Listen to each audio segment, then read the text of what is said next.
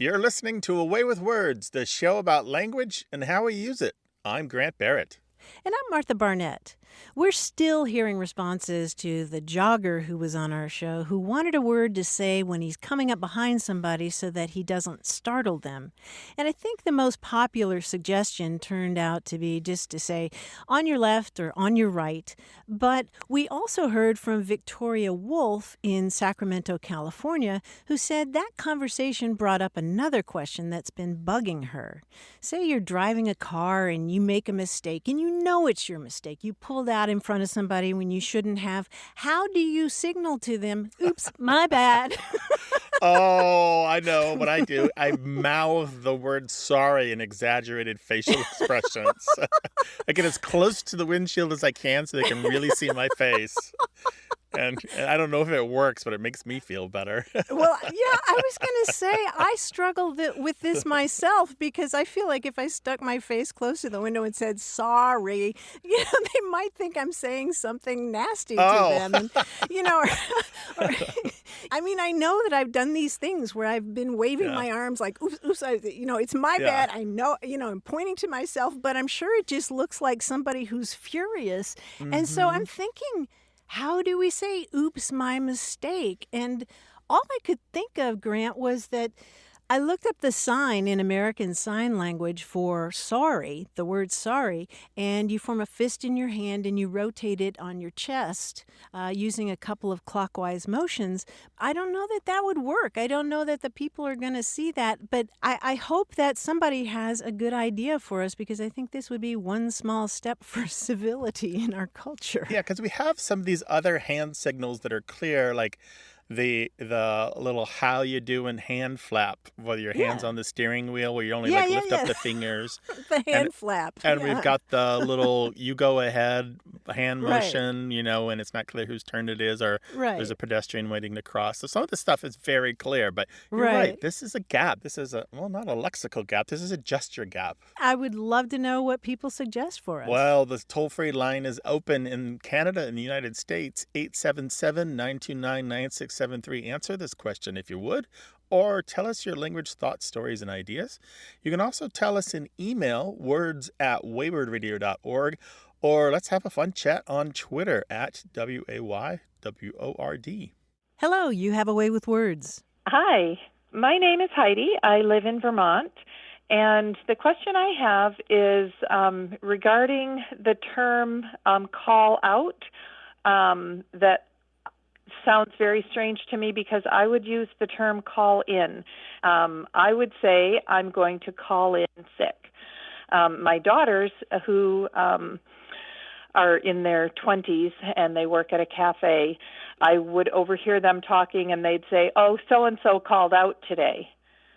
And that means that the person was sick and they called into work to say that they were sick and weren't able to come in. But they say called out, and everybody knows it means that you're sick and not coming to work. And that just sounds very foreign to me because you're calling into work. Right. So I'm wondering whether that's a generational thing or if it's a regional thing. I grew up in the Midwest, although when I was in the workforce, I'm self-employed now, so I never get to call in sick. But when I was in the workforce, I worked in Michigan and I also worked in Massachusetts, and I have never heard the term call out used until just in the past few years, hearing it from my daughters. Okay. So wonderful to get the field report. Yes. And you've laid it out so nicely for us with all the details and the descriptions and everything. We have talked about this before, and I bring that up just to say that lots of people called us and wrote us when we talked about this before with their information and their detail about where they were and how old they are. And so we know a little bit based on our callers. And it turns out that calling out sick is based in the New York City metropolitan region. It's not only there, but it's mostly there. And so it doesn't seem to be about an age difference, really. It's about geography at this point. And most of the country, by far and away, a ratio of something like 5-1, is likely to say call in. They'll call in sick. And really, some of it is about perspective. So are you calling into the office, or are you calling that you're going to be out? So that's kind of what's happening here. So does the out describe you, or does the in describe what you're doing with the call?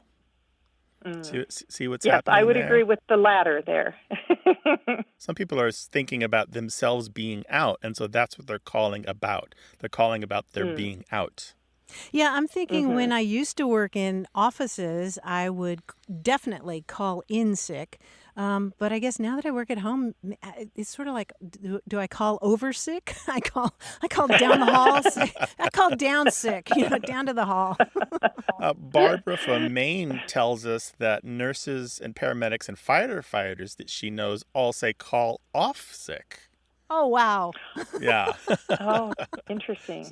But that's even rarer than call out sick. Yeah.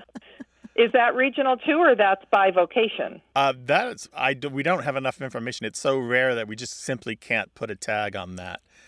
More information needed. Always delighted to get more field reports on call off sick. And there's another interesting thing here. So in organized labor, there's a kind of strike where workers use their sick time all on the same days to force an issue with their employers. And it's called either a sick out or a sick in. So even in a strike like that, there's some confusion about in and out. It's both a sick out and a sick in. Oh, wow. Yeah. So I kind of want to know what the grammatically correct thing is so that I can win the argument with my daughters. Oh. The problem here is that you've got two different phrasal verbs, call in and call out. And so you don't break them up. So call out behaves as a unit and call in behaves as a unit. And so they're both grammatically correct, and they're both culturally correct and sociologically correct. They're correct in every aspect. It's simply a matter of preference. And so you can force your use on them by fiat, but perhaps you should marvel at the difference instead and start to take note of what other people say and see if you can figure out more about it. Like if you discover that there are people around you who do say call off sick and, oh, wait, are they all firefighters or do they work in a field related to medicine, something like that. Yeah. So just put that disagreement and just marvel at the novelty that your children are different than you. They're not a part of you, although they feel like it, right? They are. Yeah. And that's a great perspective to enjoy, that we can both be right, even though we're using a different phrase. Right. Here's hoping you all stay healthy anyway and don't have to do that. That's right. We don't have to call in or call out. That's the best plan. Thank you so much for your call. We really appreciate it. Thank you. It was a lot of fun. Be well. Yep. Thanks. Bye. 877-929-9673 or email us words@waywardradio.org. Welcome to Away with Words. Hello, Grant. It's David Lamott calling from Black Mountain, North Carolina. What's on your mind? So I was listening to an episode that y'all did recently where you encountered a Spanish phrase that translates into English as a crocodile in your pocket to describe somebody who's stingy because their wallet's in there with the crocodile. Right. And I was really wonderfully amused by that. And it got me to thinking about my favorite word in Spanish, which is tocayo, T-O-C-A-Y-O. Tocayo means one who shares my name. So anybody who has the same first name as you is your tocayo or tocaya in the feminine form. And I got to thinking about the fact that doesn't translate into English. It's such a charming word. It's like you use it kind of like you'd use homeboy. Like even if you met somebody for the first time, if you're from the same town, then you have this little thing in common. And so it's just a little celebration of that. It's an expression of soft kinship. And I kind of love the word, but it doesn't exist in English. And I got to thinking about words that don't translate, and that just got me fascinated. I wondered if y'all had any other thoughts on tocayo or on words that don't translate. I do love the word tocayo, and I learned it from a Spanish speaker whose name is, guess what? Martha. Oh, Martha, yeah, of course. Yeah, I agree with you. There is something really lovely about that connection, and we always, whenever we see each other, we say, "Hey, tocaya," and I don't know, it sort of separates you out from everybody else and connects you to that one person. I really enjoy that term. It reminds me of another Spanish word, like tocayo, has gone beyond the literal meaning of to a figurative meaning. So tocayo could be used for somebody who doesn't share your name, but they share your spirit or your outlook on life, or you kind of have an emotional kinship with them. And the Spanish word cuate, C-U-A-T-E, and it's used originally for a non-identical twin, a fraternal twin. In places like Mexico, Guatemala, and Venezuela, or you might call somebody a cuatito or cuatita. That's the more familiar form. But it's also used, again, for somebody like tocayo or tocaya, somebody who is your twin in spirit, your twin in outlook on life, your twin in interests, or your twin in your goals or your perspectives, that sort of thing. And I think that's, for me, cuate and tocayo, that's what they're doing that makes them so compelling as words. It's not just that they're literal uses, it's their figurative uses. Mm-hmm. Mm-hmm. Yeah, and I'm trying to think of an English equivalent, and I can't really. No, it takes several words to explain it. We have a lot of listeners around the world who speak a huge number of languages, and people who are very creative at coming up with their own words or their own expressions.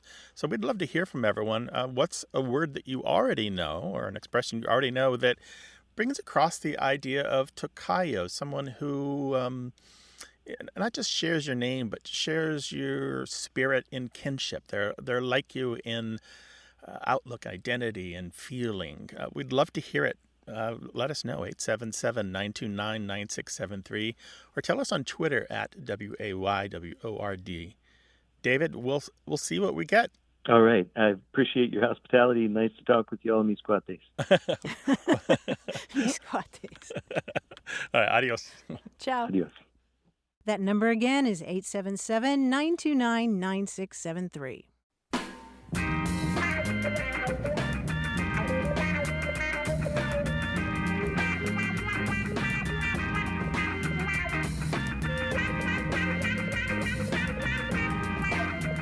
Here's one of my favorite words from Old English, Fneazung.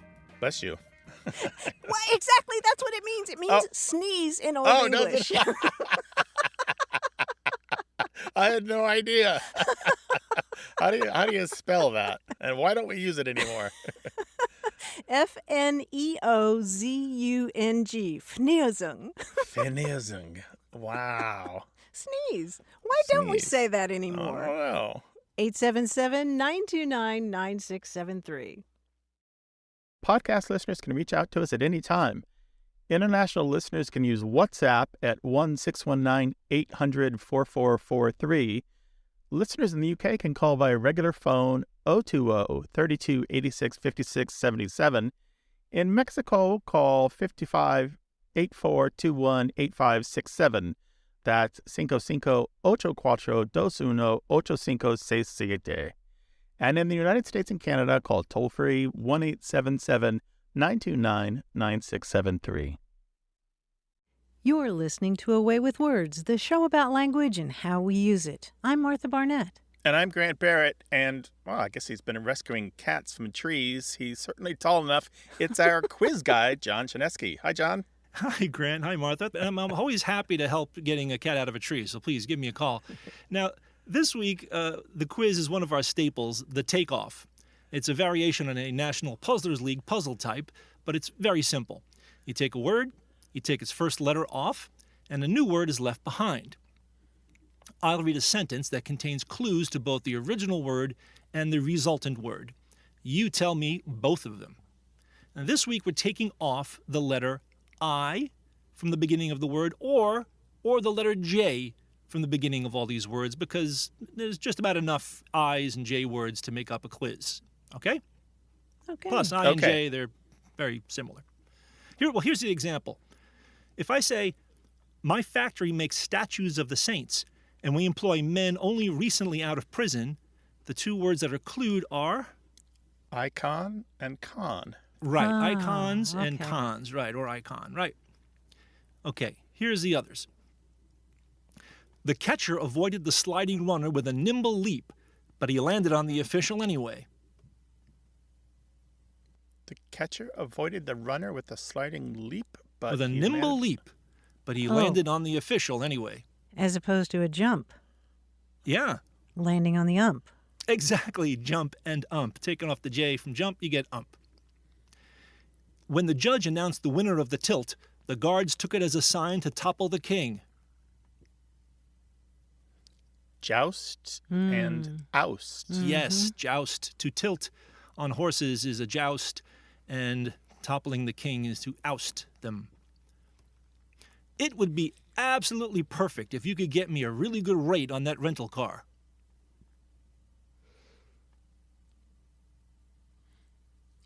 Oh, ideal and deal. Yes, Oh, very nice. good Well work. done. My mother suddenly packed us into the car for a quick trip to visit her sister.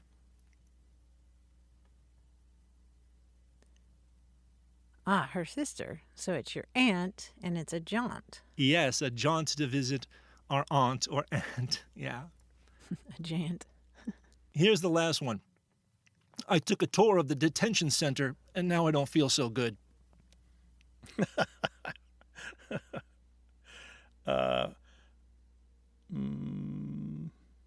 Jail and ale. Jail and ale. Yes, very good. Oh, thank you so much, John. Appreciate it. Talk to you later, dude. Talk to you next week. Bye. So if you want to talk to us, all you have to do is give us a call, 877-929-9673, or send your thoughts about language to words@waywardradio.org. Hello, you have a way with words. Hello, this is Connie Charles. I'm from Santee, California. Ah, just outside San Diego. Well, great. What's on your mind today, Connie? Well, I was curious about a word that I have seen used more than once recently because I've been reading about the South, and I have been reading Isabel Wilkerson's books, Caste and The Warmth of Other Suns. But she talks about shotgun houses as if it needs to be stated. In other words, this is something typical, apparently. Mm-hmm. Mm-hmm. Yeah. And what did you take that to mean when she talks about a shotgun house? Well, when you think about a shotgun, you think about the shot spraying out in many directions.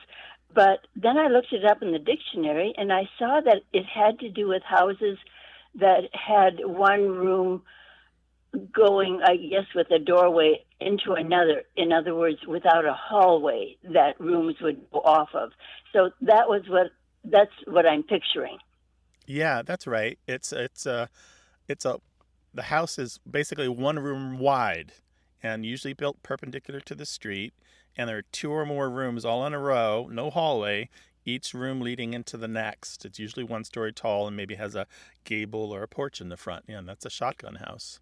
But why shotgun? One theory that I saw in a newspaper article published, a long time ago, 1908, was that these were houses that people with not a lot of money lived in. They were housing for the poor, people who worked, in the fields, or people who had a hard time making rent. And so the landlord would come around with a shotgun to collect the rent. And there's one story in the Charlotte Observer from 1908 where he says one landlord frankly said that it is his custom to use a shotgun in the collection of rents, and that he admits that he expects to kill some of them. Oh, my goodness. Yeah. So that's one theory. Another theory that was come up with by John Vlach, V-L-A-C-H, and he did some great work to connect the shotgun house to Haitian and the West African traditions. He suggests it might be a form of a word from a language family from West Africa, particularly the Dogon, D-O-G-O-N, of Mali, where a word that kind of sounds like it means a large shelter or a house of talk, usually reserved for men to go to discuss life, business, or to take a nap, that sort of thing. Well, But we don't really have an idea, I guess, of what the word shotgun could have been based on verbally or etymologically. We do, yeah. The word is, it looks like togu-na, Togu-nan, toguna. The problem with that is we don't really have the written record, because obviously when slaves were brought to the New World, they didn't have writing and they didn't bring it with them. They didn't write it down. Also, there's a huge gap between the arrival of slaves, the loss of their language, and then the appearance of the phrase shotgun house in print. The giant gap. So it's really hard to explain how that word would have persisted and shown up in English. John Vlach certainly was an excellent researcher. He did extraordinary work to connect us to Haiti. He talks about in his work how the style of the shotgun house was probably brought to the United States by the French Creole who were escaping the Haitian Revolution. This is more than 200 years ago. Many of these houses were built in Louisiana, the Mississippi River Valley, and the Caribbean. So this is where you typically will find these houses in places of black settlement in the United States. So shotgun houses are strongly associated with African American culture in the United States. And they're a large part of the identity, especially in Louisiana, of black Louisianans and black language in Louisiana. That really explains why Wilkerson would use the word more than once. That's interesting. I want to recommend a book to you, which will tell you more than I could possibly tell you now. It's by J. Dearborn Edwards, and this is a long name, but Nicolas Carouc Paquet du Ballet de Verton. I don't know if he pronounces it in the French way, but it's called A Creole Lexicon, Architecture, Landscape, People. How wonderful. Okay, I will check that out. Meanwhile, Connie, you've got me wanting to go back and reread The Warmth of Other Suns, because it's like a novel, right? It's just this sweeping, majestic history of the Great Migration out of the Jim Crow South. Yes, yeah, and knowing her process in interviewing more than 1,000 people, and then concluding, determining the 3 lives that or families that she determined. Because of their destinations. So, yes, it's great. Well, thank you for sharing what you're reading and for bringing us a really interesting question about shotgun houses. Yeah, we appreciate it. Take care now. Thank you very much. All the best to you. Best to you. Thanks, Bye-bye. Connie. Bye-bye. We'll link to that book, A Creole Lexicon, on our website. And if you've got questions or comments or ideas on the way we live and the language about it, call us 877-929-9673 or email us words@waywardradio.org.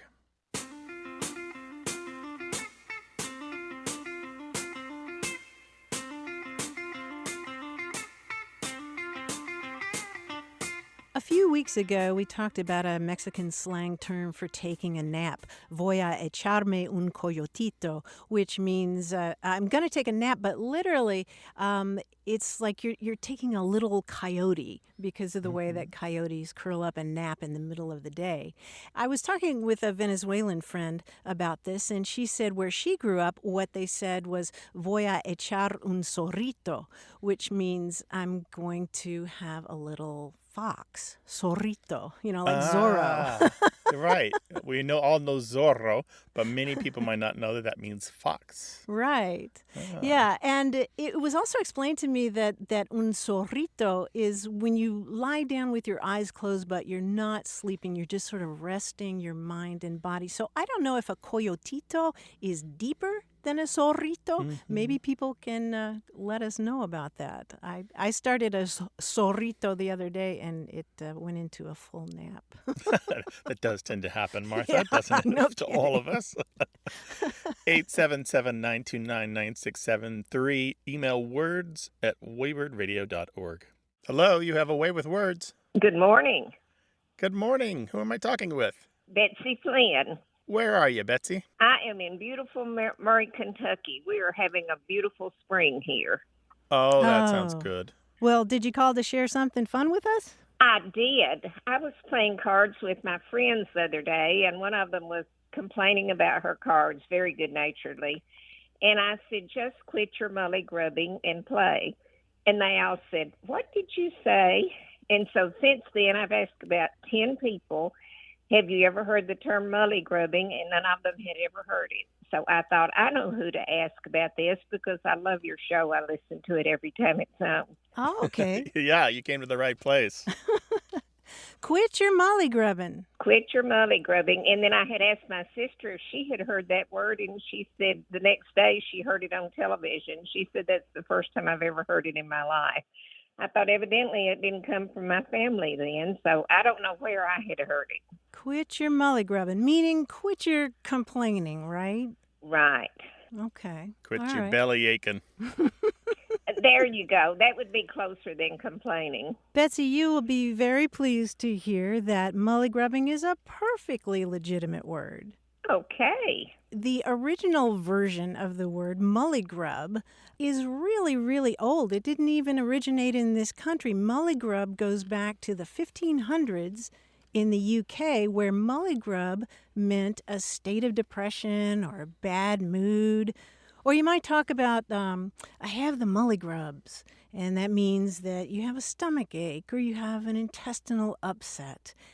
We don't know the origin of the word mullygrub. It might come from an old word megrim, M-E-G-R-I-M, that means migraine, or it might be related to that. We're just not sure, but if you look in the Dictionary of Southern Appalachian English, you will see mullygrub used as a verb, meaning to either complain for no good reason or to be slightly unwell or slightly upset or to have the blues. And if somebody is mullygrubby, then they're just kind of sulky, which sounds like the person you were playing cards with.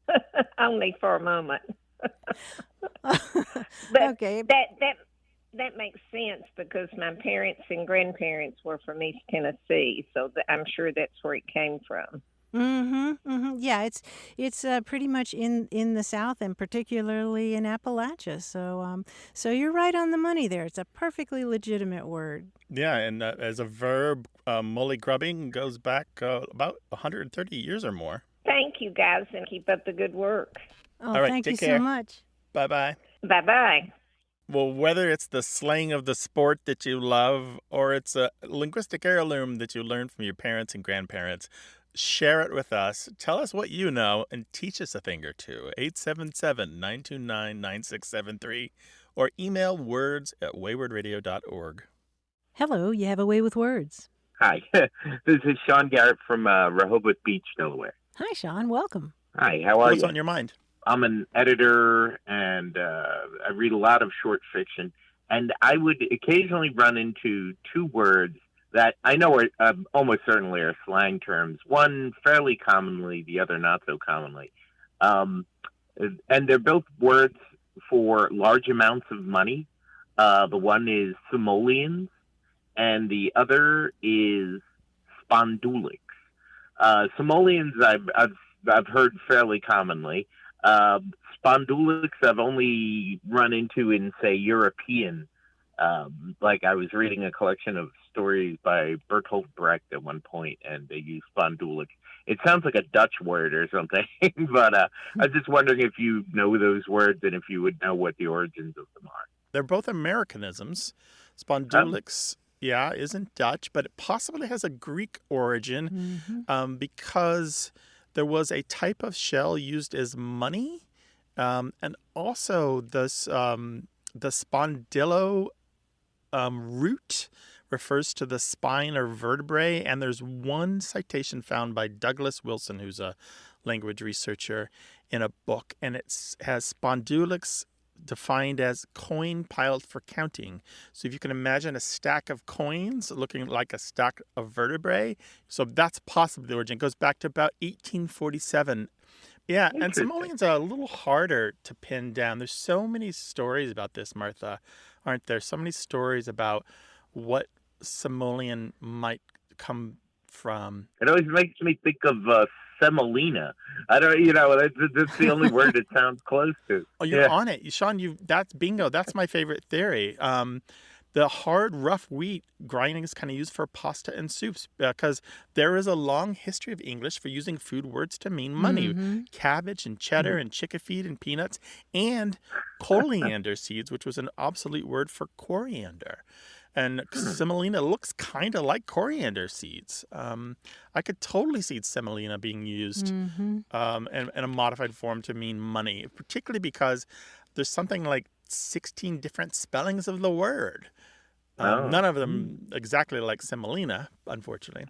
Another one is possibly related to a British sixpence coin known as a simon that jumped to the United States. And another one is maybe related to the word simony, which is about the buying or selling of church pardons or appointments, maybe mixed with the word Napoleon. Who knows? One really interesting side note that I just have to bring up is the first several uses of the term that we know of simoleon imprint, the first 3 or 4, are all from the same magazine. It's the American satirical publication Puck, which was widely reprinted across the United States. And they are all written in mock biblical prose. Just kind of like this fake kind of almost, King James kind of writing. Yeah. Highfalutin. And so I think, and they all sound like the same writer. So I think one person coined this word, published it in Puck, it was reprinted everywhere else, and that is the source of the word. I think maybe they were trying to make up a currency name that sounded biblical. And yet was funny, since Puck was humor. Yeah, slightly humorous, because simoleon sounds vaguely, there's something automatically kind of like, you don't take it seriously, right?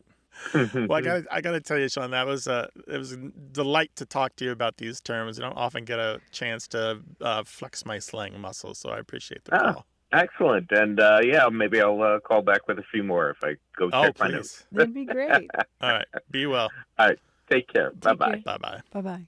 We're always interested in the words and phrases that catch your eye when you're doing your reading, fiction from the 1920s or online. So give us a call, 877-929-9673, or send it to us in email. That address is words@waywardradio.org.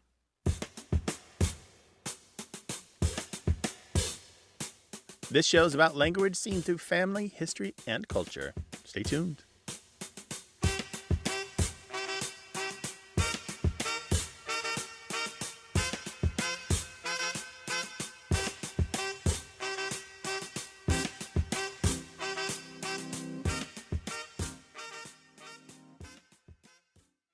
You're listening to Away with Words, the show about language and how we use it. I'm Grant Barrett. And I'm Martha Barnette. Old English is the vernacular that was spoken in England from about the year 550 to 1150. And it's very different from the English that's spoken today. It really sounds a lot more like a mashup of Scandinavian languages and German.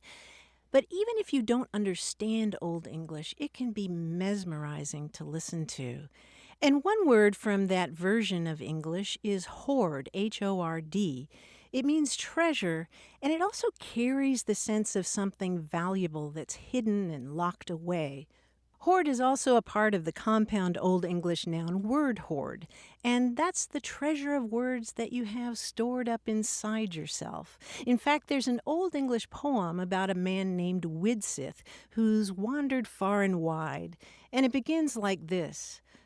Widsith matholada, word hoard on Leach, which means Widsith spoke, unlocked his word hoard. And then the rest of the poem is him unloading about his travels. And you can hear the rhythm and alliteration that's so typical of Old English poetry in those first lines. Widsith matholada, word hoard on Leach. And if you want to splash around a bit in Old English, there's a new book that will help you do that. It's called The Word Hoard, Daily Life in Old English. It's by Hannah Vidine, who did her doctoral work on this topic, and it's a very accessible, almost conversational book about life in early medieval England, and it's divided into chapters on such topics as eating and drinking, medicine, animals, religion, and what I find really valuable about this book is that at the end of each chapter, she compiles a word hoard of all those Old English words that she's mentioned with their pronunciations and their definitions. And that gives you the chance to roll these words around in your mouth and give you a really delicious taste of the language and the culture of that time. I really think you'd enjoy it. Oh, absolutely. It's right down my alley, Martha.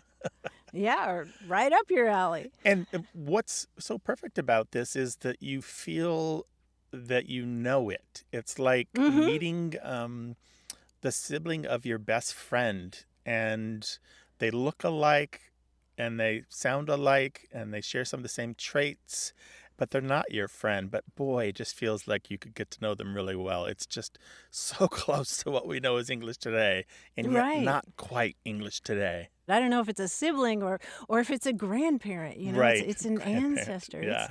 But I really would recommend just going online and we can link to some sites that have great renditions of Old English poetry. Some of it is just heartrending, talking about sorrow and loss, but in this very beautiful, beautiful meter and rhythm and alliteration. So word hoard itself is a type of word known as a kenning, and I believe the book talks about those as well. Yes, for example, there's a term in Old English that literally means sky candle, but it's a word for sun. And the sea is described as the whale road. And a sailor on the sea is sometimes described as the equivalent of a sea guest, a guest on the water out there. Sea guest, whale road. How delightful. So two nouns put together to make this compound word that, it's just gorgeous. Right. A kenning, as you said, Kenning. That book again, Martha? It's called The Word Hoard, Daily Life in Old English by Hannah Vidine. And I should add that she also tweets a word of the day at Old English Word Hoard, OE Word Hoard. Well, break open your word hoard and share it with us, 877-929-9673, or put your word hoard into your keyboard, words@waywardradio.org. Hey there, you have a way with words. Hi, this is Kelly calling from Cincinnati, Ohio. Hi, Kelly. Hi, how are you? Doing well. Great. I am calling because I am originally from Houston, Texas, and there is a word that my dad uses all the time that my sister and I are always confused on why and where this comes from. And it's the word gradu. He always mentions, like, pick up that piece of gradu on the floor. And it's like just like a piece of paper, like a little crumb or like a leaf. Or when we were kids, he'd be like, clean up your rooms. You guys have gradu everywhere.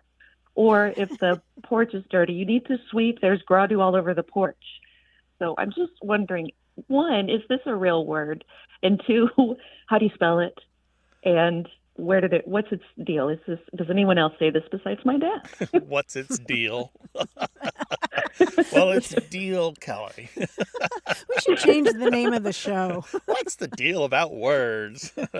What's the deal with this word? I know. So we've talked about this on the show, 2 or 3 times, and we've talked about this on our live shows when we go on the road, and we always get a really great response on this, and we have so many voicemails and emails about this word because lots of people are like you. They don't really hear it lots of places. So when they hear it on a national radio show or they hear it in our podcast, they're like, what? I thought only my family used it.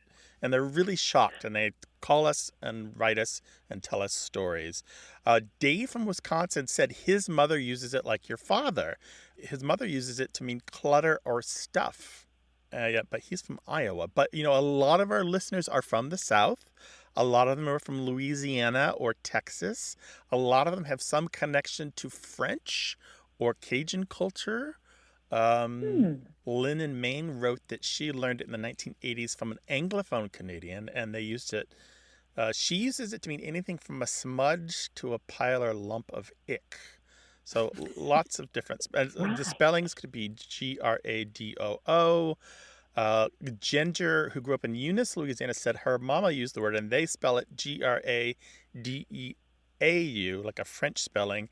And they use it to refer to the crusty, greasy stuff in your skillet after you fried a piece of meat. But she writes that they would use it to make their gravy. And she said it was weird for her to learn what most folks consider to be gunk or grime, they use as a necessity to create delicious gravy. Well, see, I can't imagine eating a gravy. Yeah, a gravy made of Gradeau just sounds terrible to me. The way it's used. So as to where it comes from, Martha and I have always believed that there's something Frenchy about this, as do many of our correspondents. One is that it's from one of the French words that means mud. Gadoue, Gadoue. And at one time that word meant manure, although that's an outdated meaning now. But it's missing that crucial R.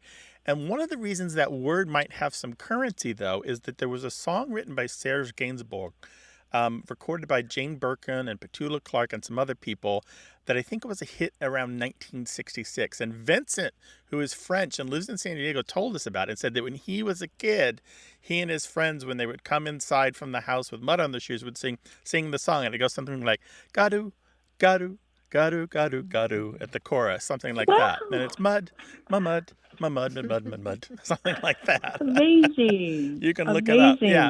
But again, it's missing that crucial R, but you might see how that got inserted in there. And then several listeners have suggested a French-Canadian phrase, gradeur, which means really fatty. GRIS space DUR. Oh, got it. Yeah, but it's used figuratively to mean lucky or happy or fulfilled.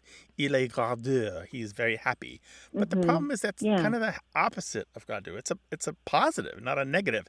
And I don't see how that gets us to Gradeu unless it started its life among the Acadians who became the Cajuns and before the modern French-Canadian phrase took its meaning. You know, it's possible. So we don't know, Kelly. we don't know. Hell, I'll just throw theories at you all day long.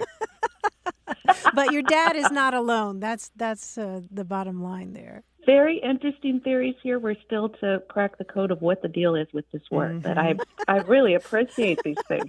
This is really interesting. Thank you for putting up with this Gradeu of a conversation. We really appreciate it. Well, I appreciate you guys. Thank you so much. Oh, we appreciate you. I can't wait to tell my dad. Thank you for calling. Take care, Kelly. Sure. Thanks, Kelly. Bye-bye. Bye. Bye-bye. Call us 877-929-9673.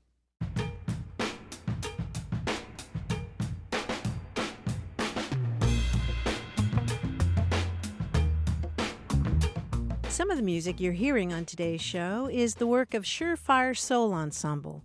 That's a 9-piece Afro-funk and soul jazz band, and the guy who plays the organ and electric piano for them is Tim Felton. As it happens, Tim is also the editor and engineer for this very program. We want to give a big shout-out to Surefire Soul Ensemble because their latest album debuted in the top 15 of Billboard's Contemporary Jazz chart. It's called Step Down. We will post more information about it on our website. And by the way, you can always find all of the songs mentioned by name and artist on our website. Go to waywardradio.org. Hello, you have a way with words. Hi, this is Janine Hilligus, and I reside in Charleston, South Carolina. Charleston, South Carolina. Welcome to the show. What can we do for you, Janine? I was born in southwestern Pennsylvania. Nothing but little coal mining villages, very ethnic, Eastern European, Polish, Hungarian, Romanian, Czechoslovakian. And the folks there, I heard it from my parents as well as my grandparents and childhood friends. If you encountered someone, when we'd be driving about the countryside, that had a lot of junk, like mattresses thrown down over the hillside or washing machines, refrigerators, and just disheveled, their surroundings.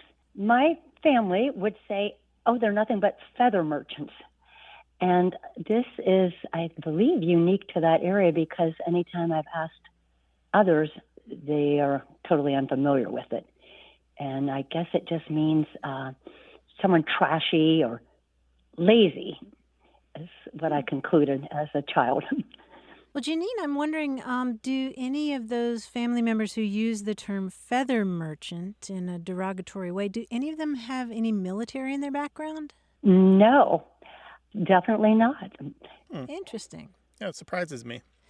Yeah, it surprises me too because, of course, there really were feather merchants in the past. In the 1800s, those were business people who literally sold feathers for use in clothes making and pillows and things like that. But in the mid-20th century in this country, the term feather merchant took on another kind of meaning, specifically among members of the U.S. military. It referred to somebody who was kind of a lightweight, like a feather, somebody who is a weakling, or somebody who shirks responsibility, or maybe has an undeservedly cushy job. And the term was used specifically to refer to civilians. People in the military would refer to civilians as feather merchants. They were lightweights. They didn't put their lives on the line. They didn't have to obey the chain of command. And so you can see how a dismissive term like that, that's why I was asking if there were any military connection, because it was kind of a dismissive term referring to civilians. Isn't that interesting? Because I have been sitting here going through my head in terms of military experience. And my one uncle was in the Army in the early 60s. However, I really never heard it from him. That was on my paternal side. But I just recently was asking my 88-year-old dad, and he said that the coal mines, at one time, there was like a migration from Kentucky to that specific area. I know there was, Route 23, people seeking employment in the north, but this was specific to the coal mines, I believe because it was like union wages or whatever. And he said there was an influx of folks, and they kind of kept their environment junky and were not neat and tidy and somewhat slackers. So I thought maybe it had to do with like they threw their mattress and migrated, hence the feathers, a feather bed. But no one could ever explain it.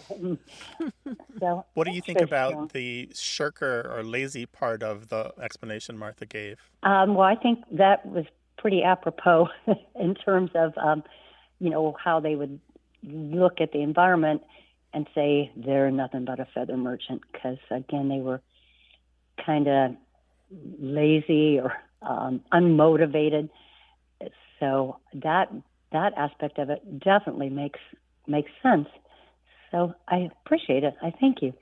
You're welcome, and we should point out it's not at all localized like that. It's well beyond Pennsylvania. Yeah, it's widespread across the United States. And as a matter of fact, there are occasional uses of it before the mid-20th century, maybe going back 2,000 years old. But it's always hard to tell in the past whether or not they meant it literally or figuratively. But there are some uses that look like they meant it to mean somebody who was not on the up and up.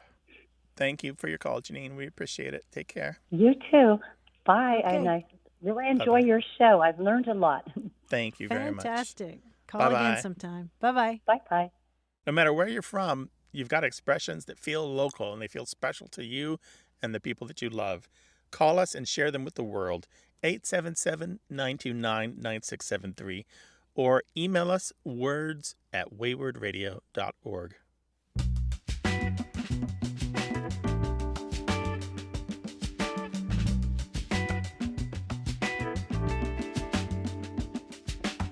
I recently took a very cool class in falconry at Sky Falconry in the mountains just outside of San Diego. And I was reminded of all the great vocabulary that's associated with falconry. Like, for example, haggard originally described an adult female hawk that was caught in the wild and not raised in captivity. And then later that was applied to humans who were kind of wild looking. And also pride of place, which originally meant the airy height from which a falcon swoops, and Shakespeare uses it that way in Macbeth, talking about a falcon towering in her pride of place. And then there was a word that I learned from the instructors that was new to me, and that was feeking. Do you know this word, Grant? Feeking. I don't know what feeking is. Is this maybe picking at the animal underneath their claws? Well, feeking is what happens after that. To feek is to wipe the bill on something in order to clean it or to hone it, to make it really sharp, or to just wipe that food off your face if you're a falcon. Do you have any idea of the origin of that word, or is it just so old that we don't know? That's a good suspicion because we're not completely sure. It may come from an old German word that means to clean, but we're not totally sure. So that's feeking, F-E-A-K, to wipe the food off your face or your beak. Yeah. So if you have a runny nose, you can feek it with a tissue. Share the language of your hobbies with us. 877-929-9673. Our team includes senior producer Stephanie Levine, engineer and editor Tim Felton, production assistant Rachel Elizabeth Weisler, and quiz guide John Chinesky. We'd love to hear from you, no matter where you are in the world. Go to waywardradio.org/contact. Subscribe to the podcast, hear hundreds of past episodes, and get the newsletter at waywardradio.org. Whenever you have a language story or question, our toll-free line is open in the U.S. and Canada, 1-877-929-9673. Or send your thoughts to words@waywardradio.org. A Way with Words is an independent production of Wayward Inc., a nonprofit supported by listeners and organizations who are changing the way the world talks about language. Special thanks to Michael Breslauer, Josh Eccles, Claire Grotting, Bruce Rogo, Rick Seidenworm, and Betty Willis. Thanks for listening. I'm Martha Barnette. And I'm Grant Barrett. Until next time, goodbye. Bye.